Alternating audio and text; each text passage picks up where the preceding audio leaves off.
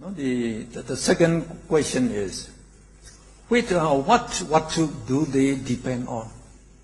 So we already know that from the, when we study the chapter 3, so we say eye consciousness depend on the eye base, chakku vatu, and ear consciousness depend on the ear base, sota vatu, and nose consciousness depend on nose base, kana vatu. So we know that.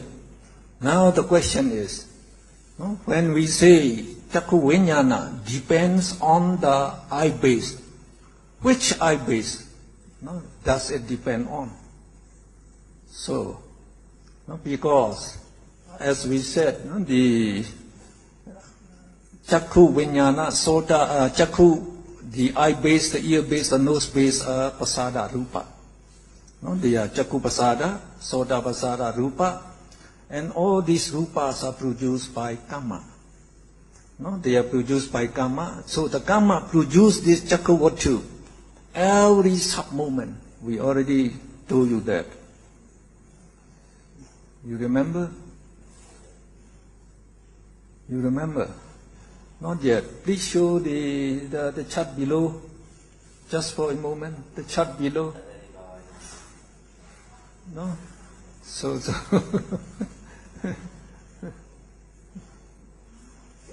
so don't forget. Try to remember. So we say here, the kamaja rupa. Karma produces materiality at every sub-moment, at the rising sub-moment, and in the dissolving sub-moment, and the existing sub-moment, and dissolving sub-moment of each consciousness. So that means the karma produces the kamaja rupa at every sub-moment, sub-moment, sub-moment, sub-moment. So that means there are many chakku pasada in the eye. So after chakku pasada is produced, it can exist for 17 conscious moment. So during that time, many chakku pasada would have arisen. So that means there are many chakku pasada in our eye. So which chakku pasada the eye consciousness will depend on. So that is the question now. And the answer you get is from the example of striking image. So remember when in the example, we say when you strike a matchstick, a matchstick is we call the striking element, and the matchbox is the receiving element. When you strike it, the flame arises at the striking point. So the same thing we say when the visible object strikes the chakku pasada, the eye door. When it strikes the chakku pasada, chakku vinyana arises at the striking point. At the striking point means at that chakku vinyana, at the chakku pasada. Chakku, the visible object, strike the chakku pasada, that is the eye door. And we say chakku vinyana and mental factors arise at the striking moment, and they depend on that chakku pasada, the eye base for the arising. So that means the chakku vinyana. Now, as you know that we go back to the previous VT chart.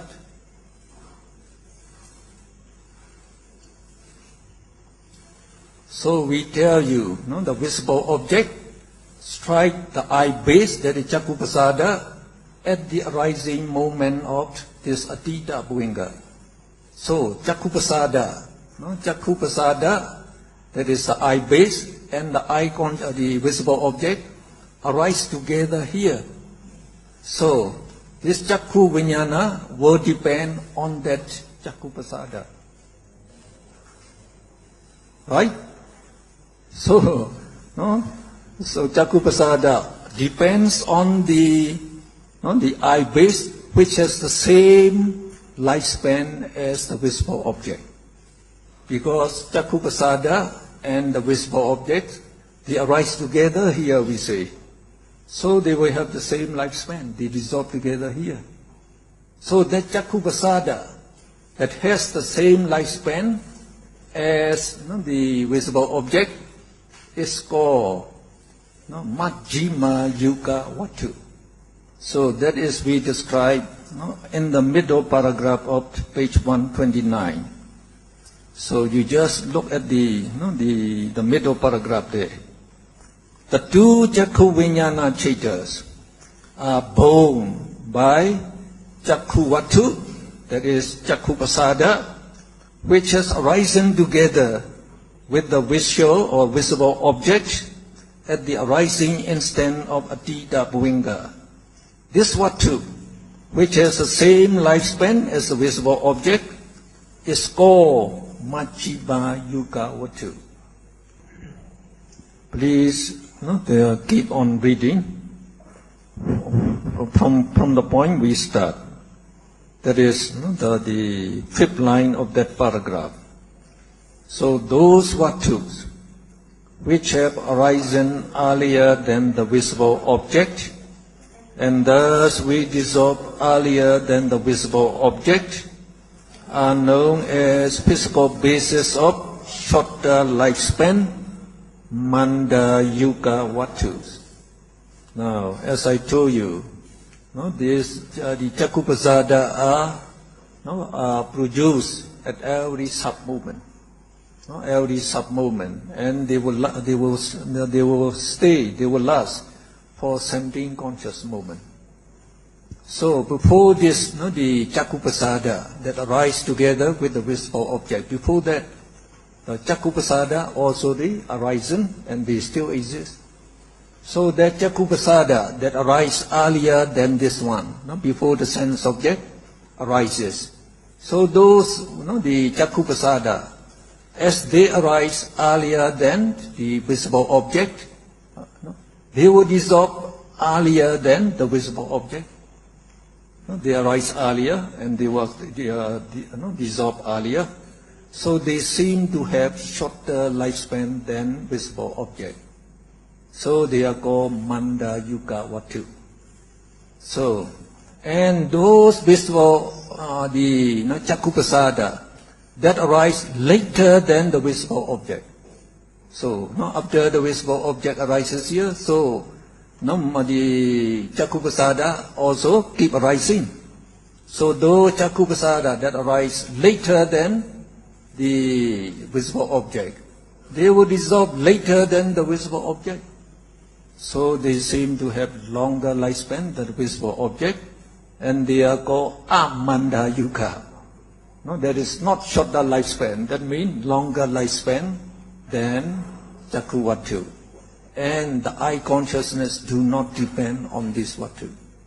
No, eye consciousness depend only on that Majjhima Yuga Vatu, that Chakku Pasada that has the same lifespan as the visible object. So, please read the last paragraph of that page.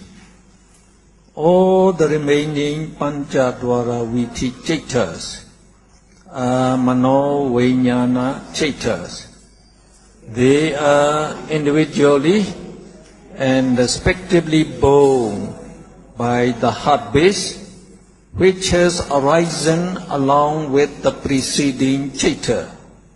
That is the Hadyavatu, which has lasted for one consciousness moment. So, if you look in this Viti, so the beside Chakku Vijnana, we say all the remaining, the Viti Chaitas, that is Panchadwara Vajana, Sampadesana, Samjina, Vattavana, Javana, and the Dalamana. They are known as Pancha Vijnana Chaita. So please look on the 113. 113. So here we say they are respectively all the remaining Panchadwara Viti Chaitas are Mano Vijnana Chaita. So please look on page 113. So there we describe in the middle 6 types of consciousness. So one Chakku Vijnana is 2 eye consciousness.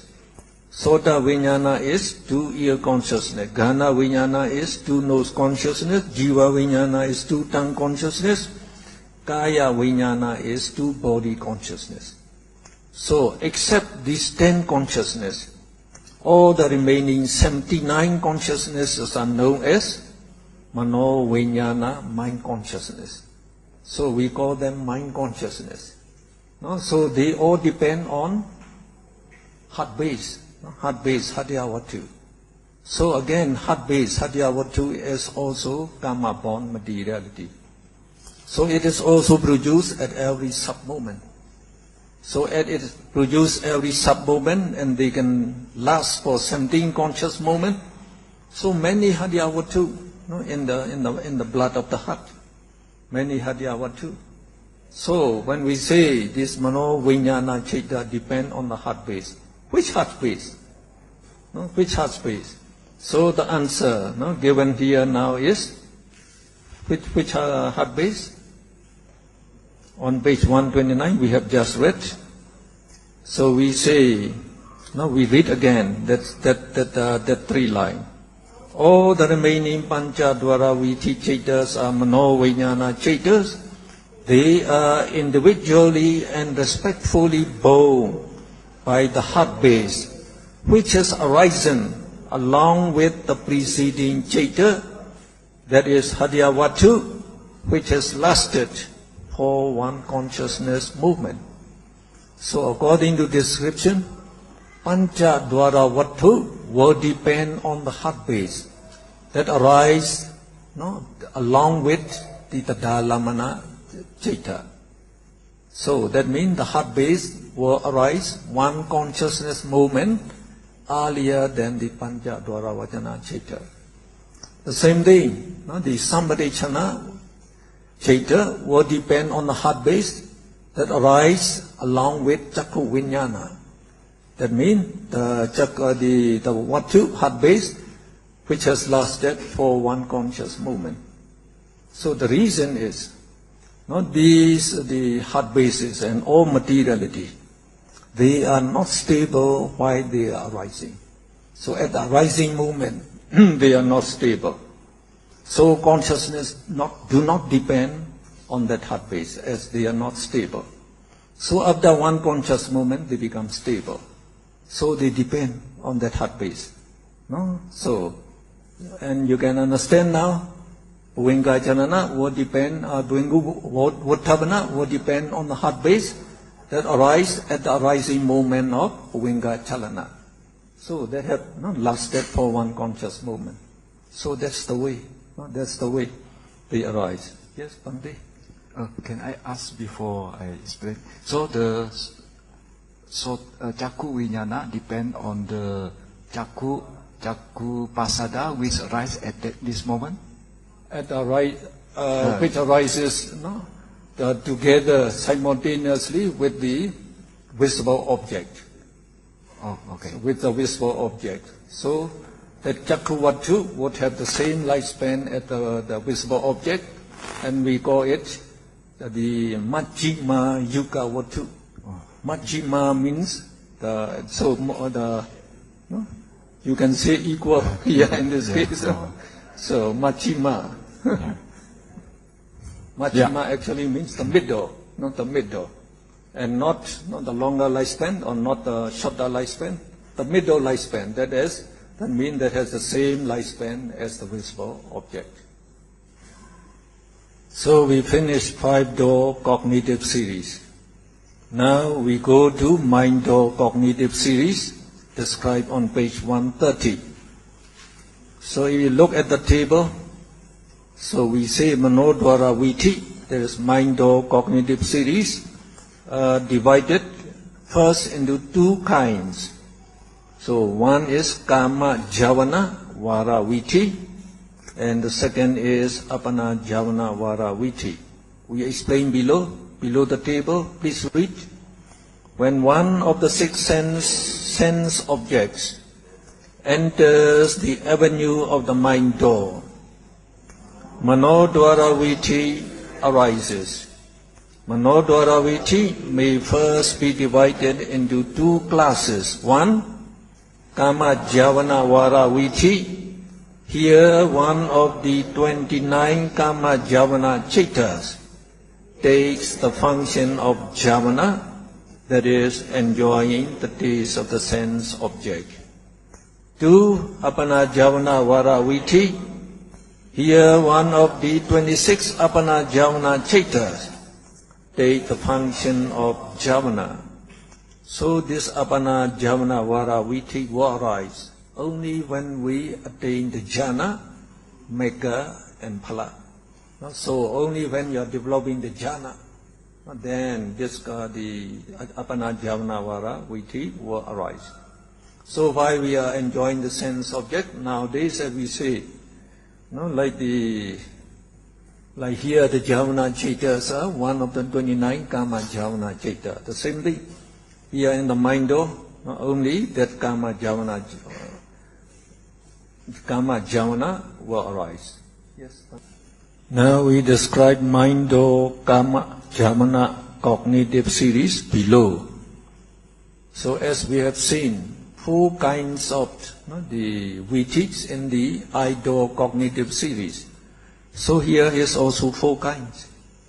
So one is Ati Vibhuta Ramana Viti. Ati Vibhuta means very clear, very clear. Aramana means sense object. That means the sense object appears in the mind very clearly. So in the case of the idol cognitive series, we say it is Ati Mahanta Ramana Viti. Ati Mahanta Ramana means sense object of great intensity. So here we don't use Ati Mahanta. We use as Ati Vibhuta Ramana, sense object appearing very clearly in the mind door. So if you look at the cognitive series, it is very easy, very simple. So you have only Nadama, 7 Javana, and the 2 Dadalamana. So very easy. Now you should know the reason. You should know the reason so that you can remember it. So no Atita Bhuenga, no Atita Bhuenga, Atita Bhuenga. No Atita Bhuenga here, in this case. So what is the reason? We say the mind door is like a mirror. Remember? I think I explained to you. The mind door is like a mirror. As soon as you are in front of the mirror, your image appears in the mind door. So the mind door is a mental door. Like in the 5 doors, they are material door. Material door. When the sense object strikes the eye door, so there you need some chemical reaction to take place, to develop the picture of that object. So we need Atita Bhuenga Chitta here. Like in the mind door, as soon as the object strikes the mind door, it appears. No Atita Bhuenga Chitta is necessary. And remember, all 6 types of sense object can appear in the mind door, including consciousnesses, mental factors. They also appear in the mind door. Consciousnesses and mental factors have how long lifespan? Just one consciousness moment. They have only one conscious moment. If you have 2 Atita Bhuenga, 1 Atita Bhuenga, they do not exist anymore. So they appear immediately. So we start from this point. So we say when the sense object appears at the arising moment of Bhuenga Chalana, the Bhuenga stream vibrates 2 times as Bhuenga Chalana and Bhuengupacheda, and then gets cut off. So the same thing here, we begin with Nada. As we say, the sense object appears in the mind door. So again here, the Bhuenga stream. So before the sense object arises, only Bhuenga Chaita keep arising. and we say it must be cut off, the Bhuvinga Chaita. So when the visible object, the object appears, now it must be cut off, but it cannot be cut off immediately. It vibrates 2 times, and only then it is cut off. Then we say Pancha Dwara Vachana. Will confront or take notice of the sense object, like for the 5 door. But for the mind door, instead of Pancha Dwara Vachana, Mano Dwara Vachana, will confront and take notice of the sense object. So instead of na dha ma here, na dha pa here, so we have na dha ma here. Ma means Mano Dwara Vachana. Take notice of the sense object. And again, this Mano Dwara Vachana performs 2 functions. Avachana, taking notice of the sense object, and then Vatthapana, determine whether it is good or bad. So we say na dhamma, taking the sense object, taking notice of the sense object, and it decide. So this Vatthapana is Mano Dwara Vachana. So it decides whether the sense object is good or bad. It performs 2 functions. So that means Sambadechana, Santirana is not necessary, will not arise anymore. No. So when we say na da ma, this is ma already. So we get na da ma, after that you get 7 javana and 2 dadalamana. So the same thing here. Na da ma, 7 javana and 2 dadalamana.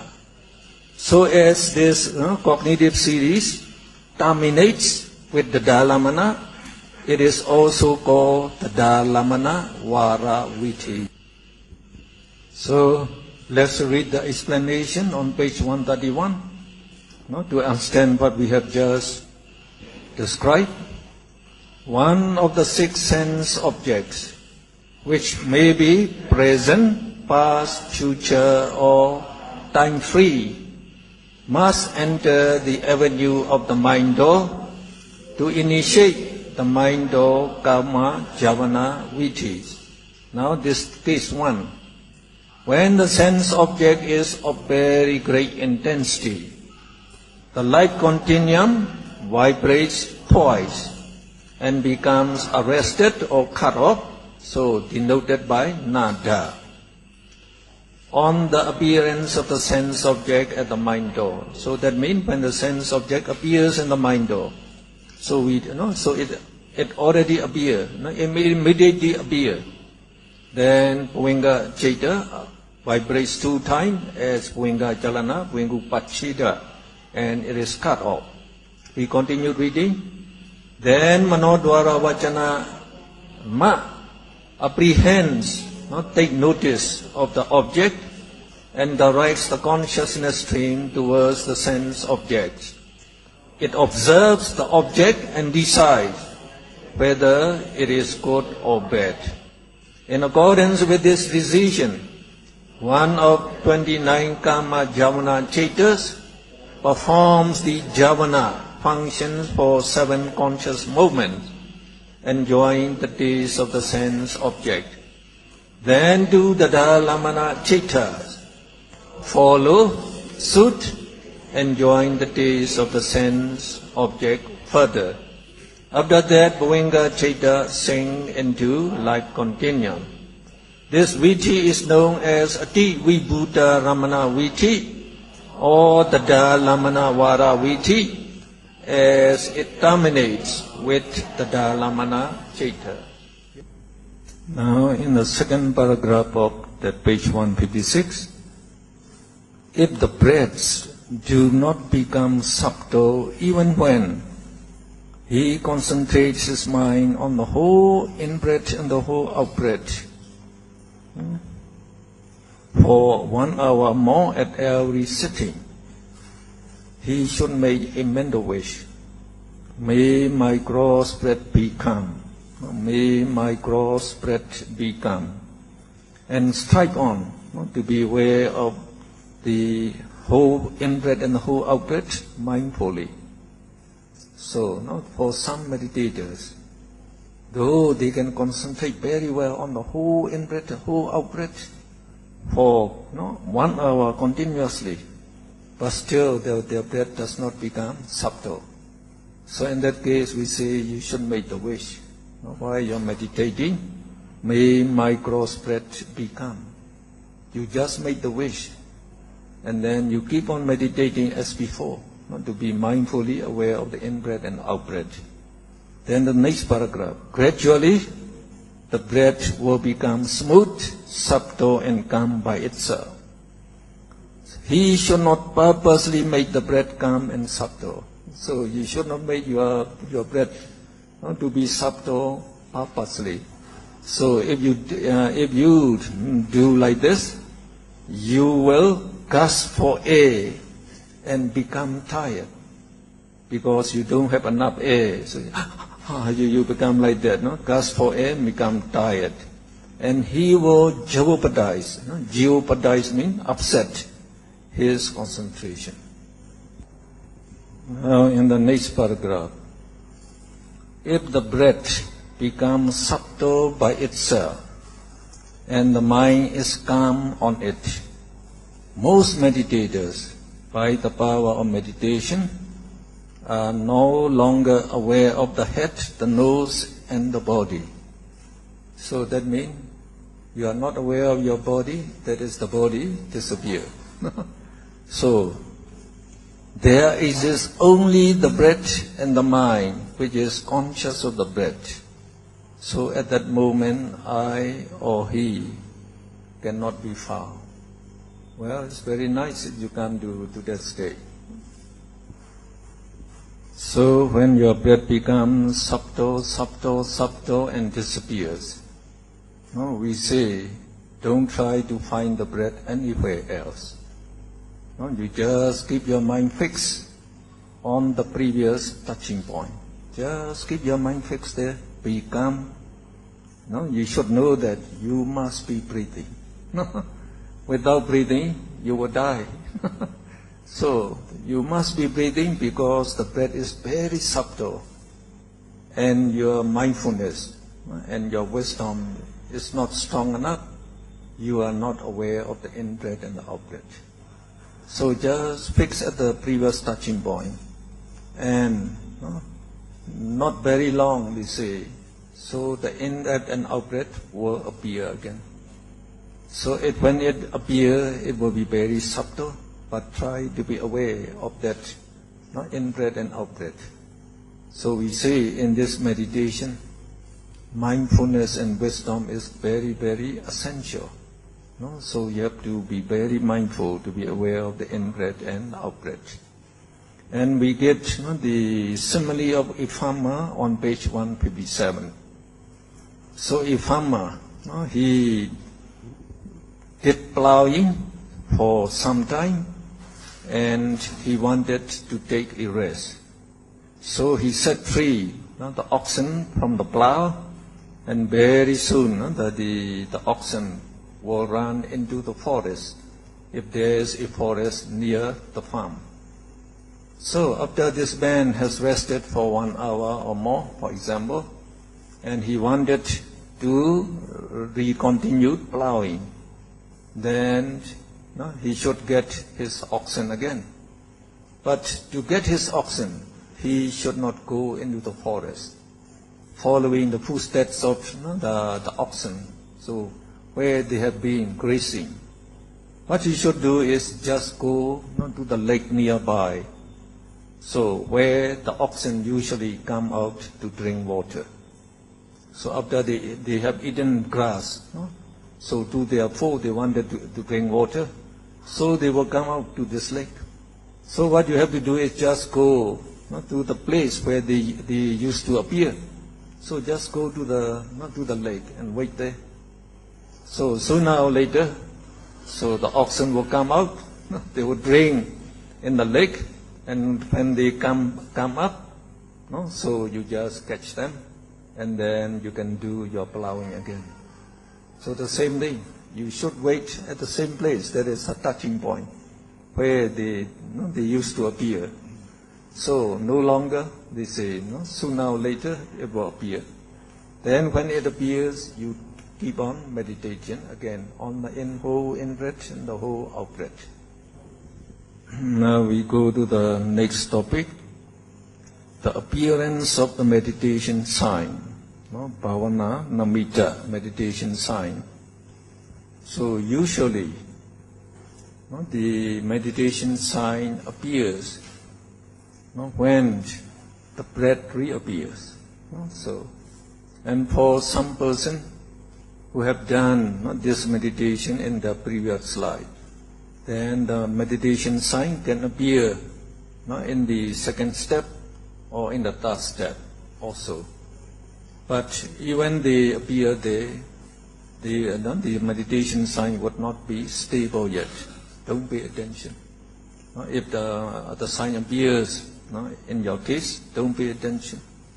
And usually only up in this fourth step, when the sign, the breathing, the in-breath and out-breath disappear, and you fix your mind on that previous touching point, and then the in-breath and out-breath reappears again. So we say just meditate on this, the reappear in-breath and out-breath as before. Try to be aware of the whole in-breath and the whole out-breath. Just try to be aware of that. So no longer after that they say, meditation sign usually appears.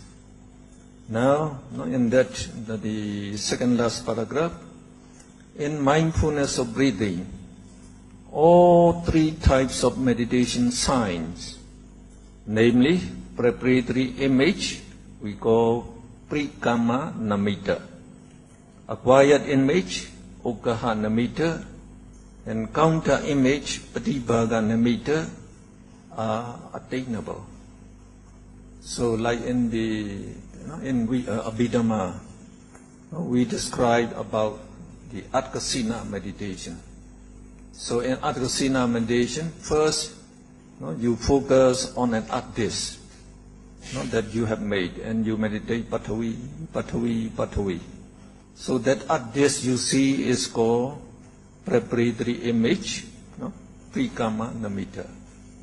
Now as you keep on meditating, so when you can concentrate your mind on that Atdis for half an hour or more, then we say you close your eyes intermittently.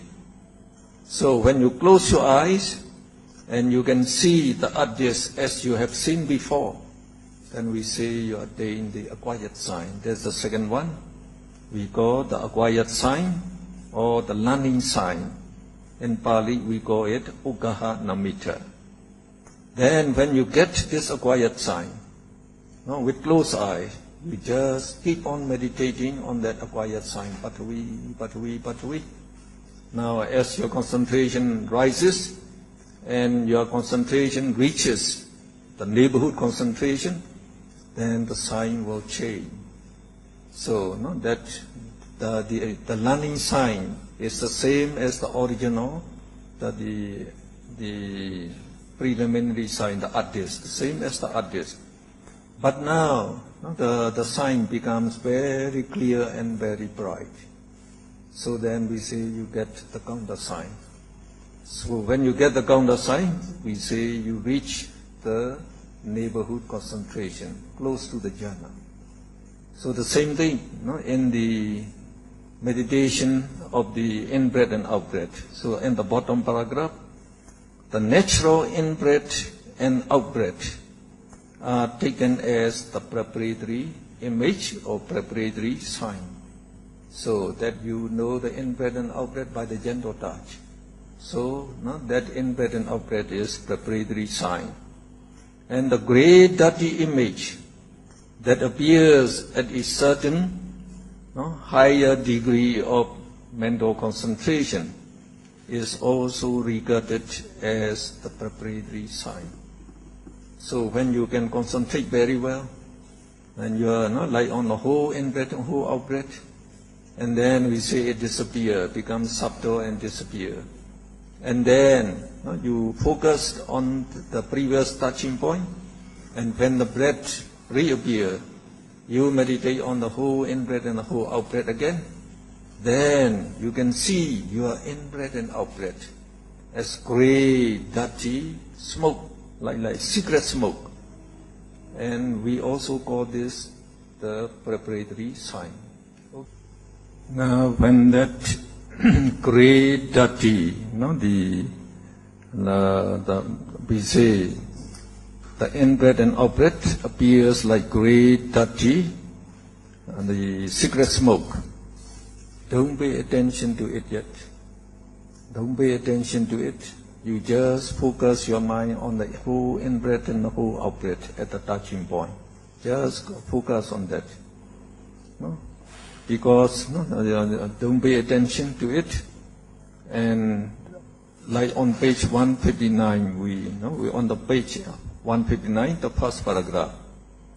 There we say, for most people, the image appears while the meditator is focusing on the mind's subtle breath, which reappears after it has gone to be no longer distinct. Again, the image is usually not stable yet. The meditator should not pay attention to it. He should strive on to be mindful of the breath. Now, when the image and the breath becomes identical and indivisible, cannot be distinguished between the in-breath and the image, then he is aware of the image while he is trying to be aware of the breath, and vice versa. This is the right form. So when we say don't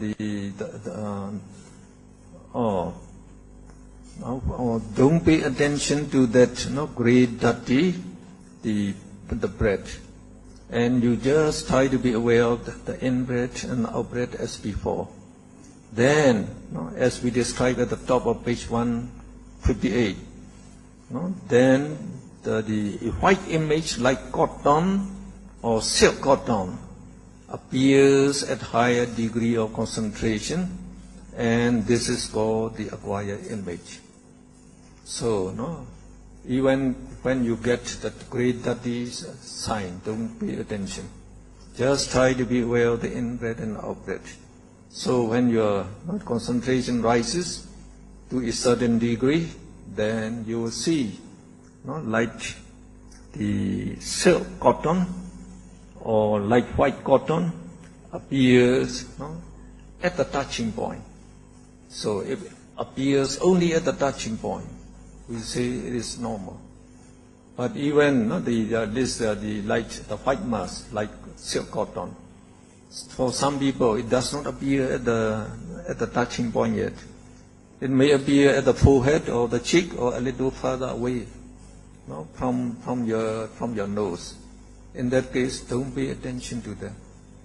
Just try to be aware of the in-breath, the out-breath, the in-breath and out-breath. When you focus well, then slowly, this sign will come closer, closer, closer, and until finally it appears at the touching point. Then it becomes the normal one. So even if it comes at the touching point, don't pay attention to it yet, because it may not be very stable. Just try to be aware of the in-breath and out-breath.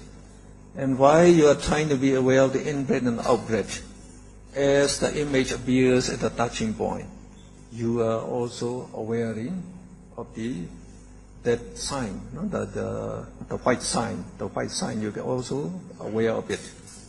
So in that case, while you are breathing in and out, you are trying to be aware of it, and you are aware of the sign also.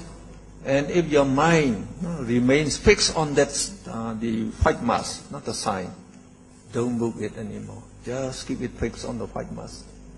And slowly you will see that white mass become clear and bright like the evening star. Then we say you have the counter sign. So on page 158, the second paragraph.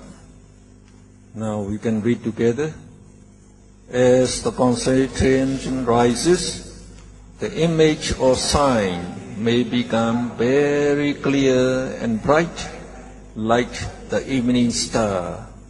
this image is taken to be the countersign. Again, this is a general description.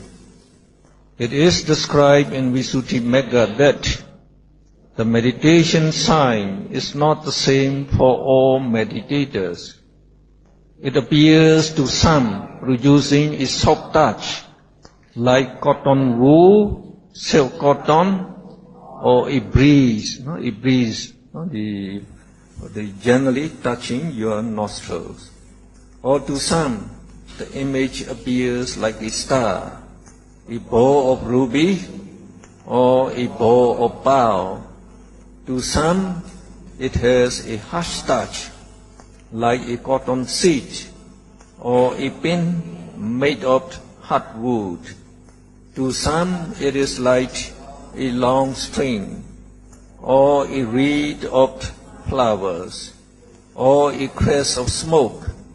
And to others, it is like a spread out cobweb, a flame of cloud, a lotus flower, a chariot wheel, the disk of the moon, or the disk of the sun.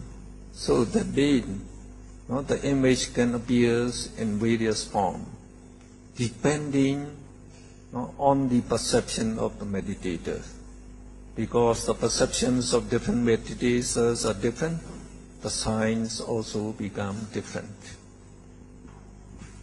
Now we read the next paragraph again. In fact, that resembles an occasion when a number of bhikkhus are sitting together and reciting a suttanta, that means a discourse in Pali. Then one of them asks, like what does the suttanta appear to you, or the recitation appear to you? And one monk answers, to me it appears like a great mountain torrent. That is like a great the stream of water flowing down the mountain. And another says, to me it is like a row of forest trees. And still another one says, to me it is like a fruit-bearing tree, complete with green leaves and cool shade. So, the next paragraph, as one sutta appears differently to them owing to the difference in perception, this one's meditation subject, this one object of meditation appears differently due to the difference in perception, for it is born by perception. That means the sign is born by perception, originated by perception, sprung for perception. Therefore, it should be understood that when it appears differently, it is because of the difference in perception. So, in whatever form the sign appears, it does not matter. Now, if it appears, for example, like a white mass of cotton, or like a pearl, or like a ruby, and it is not clear and bright yet, we call it the acquired sign. Now you keep your mind fixed on that, the acquired sign, and when it becomes clear and bright, then we say you attain the countersign. So if you attain the countersign, so you should be very happy. Because so at the bottom of page 159, we describe there, from the time the countersign appears, his hindrances are suppressed, so that nivarana, hindrances, do not arise in his mind anymore. His defilements subside, and his mindfulness is established, and his mind is concentrated in excess concentration. That means you attain excess concentration. Excess concentration means neighborhood concentration. So on the top of page 160, when the meditator gets the countersign, so he should not give attention to the sign for its color, nor reflect upon its characteristics. So no, the sign can appear in many colors, but it doesn't matter. So it's not clear and bright, we say it is the acquired sign. When it becomes very clear and bright, it is the counter sign. Then no, you should guard it as carefully as a king's chief queen guards the embryo of the universal monarch, or as a farmer guards the ripening crops. So we say when you attain the counter sign, no, it is very difficult to attain the counter sign. So you should be very happy, and you should treasure this counter sign, and you should guard it very well. So what you should do is try to keep your mind fixed on that counter sign. So when you can remain fixed, your mind remains fixed on that counter sign for 1 hour, 2 hours, or more, then we say you attain the first Rupa Vajra jhana. So when you attain the first jhana, you try to practice to be skillful in that jhana, and then you eliminate vitaka vichara to develop the second jhana, and then eliminate piti to develop the third jhana, and then eliminate sukha to develop the fourth jhana. So this fourth jhana is equivalent to the fifth Rupa Vajra jhana. So now you know all the steps of anapanasati. So it's good to know the right way how to undertake this meditation. So though you know how to do it, so don't expect those signs, meditation signs, and don't expect that jhana to come very soon. So normally we have to strive very hard to get up to the jhana. So we don't jump the step. Usually just try to be at the first step. Try to be aware of the in-breath and out-breath by the gentle touch. So if you can concentrate well, at least up to half an hour or more continuously, then try to be aware of the length of breath. While you are trying to be aware of the whole, the in-breath and out-breath, also take note of the breath, whether it is short or long. And again, if you can concentrate well, so as you can concentrate well in the first step, there's in the second step, you can concentrate already very well also, not long. Then try to go to the third step, that we say try to be aware of the whole in-breath and the whole out-breath. So keep your mind fixed on the in-breath, the out-breath, in-breath and out-breath. So just always keep your mind calm and peaceful, and also joyful. So you should know you are doing the noblest job and the most beneficial job and the most important job in life that we should do actually. So just peacefully, don't expect anything. So like the sign, they will come when you have the essential, the required concentration, they will appear. So if it don't appear, it doesn't appear, that means your concentration is still low. Don't worry. Now you go up step by step now. So while you are trying to be aware of the whole in-breath and the whole out-breath, so usually the breath will become more and more subtle, and finally it will disappear. So if it doesn't appear, and it does not become subtle, even though you can concentrate up to 1 hour continuously at every sitting, so we say you made the wish. You made the wish. So may my gross breath become. May my gross breath become. Just make the wish, but you meditate not as usual. Just try to be aware of the whole in-breath and the whole out-breath. So you will see by making the wish, so the breath will become gentle. Gentle. And when it becomes subtle, gentle, you have to increase your mindfulness to be aware of it, and also your wisdom to know the in-breath and the out-breath. Then when it disappears. No? So no longer distinct. So we say you are right at the fourth step now. No? So great the progress. the fourth step. So when it disappears, don't try to find it anywhere. Just keep your mind fixed at that touching point. Just keep it fixed there.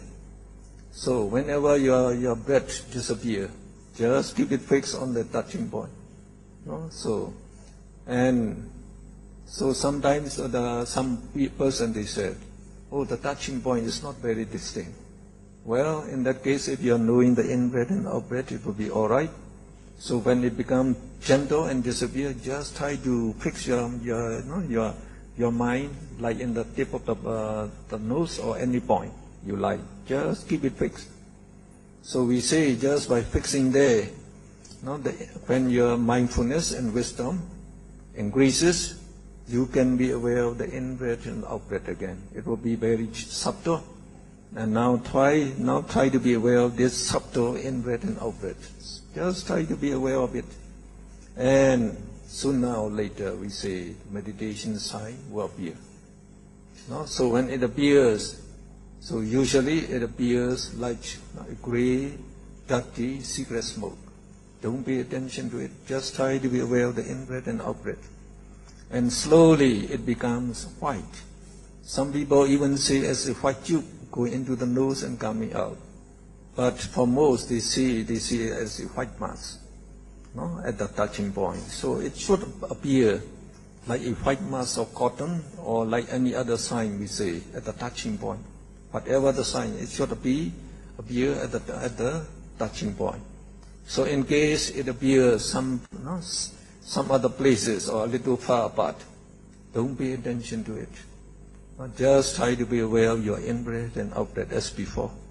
So if you can concentrate very well on one point, when your mind is not very wandering, then the sign will come closer, and finally it will appear at the touching point. So if it appears at the touching point while you are trying to be aware of the in-breath and out-breath, then you are also aware in the sign. And we say if your mind now remains fixed on that sign, just keep it fixed there. Fixed on the sign. And slowly as your concentration rises, so the sign will become the clearer and brighter until finally it becomes very clear and bright. Very bright, like the evening star, like the moon, like the sun. So if you get like that, we say you get the counter sign. So if you get the counter sign, you also attain the neighborhood concentration. Then just don't let your mind wander away. Don't try to talk to others or something like that, or try to be involved in some activity. Even in the the volunteer service, don't do that. So just try to be aware of the counter sign. And it is when you meditate, try to keep your mind fixed on that counter sign. So when you can keep your mind fixed on that counter sign continuously for 2 hours, 1 hour, 2 hours or more, we say you attain the first jhana.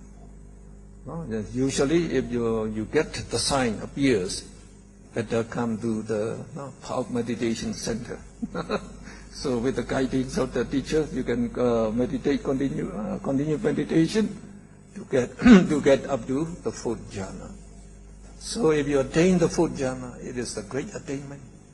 The Buddha said it is special attainment. So you can live very, very happily. And then you should continue with vipassana meditation. Because after attaining the jhana, now you come home. So if you come home and then associate with your family members, pay attention to your the business also, so your concentration will go down. So it becomes just like the beginning, no more. So when you get that like the jhana, so the best way, if you can afford time, try to continue with vipassana meditation. So the Buddha said, once you attain the jhana and undertake vipassana meditation, you are very close to nibbana already. So it may not take very long. Maybe in 1 month you can finish the Vipassana course, and then you can even become a noble person. When you're doing the Sotapatti, Megha, and Phala Chaita.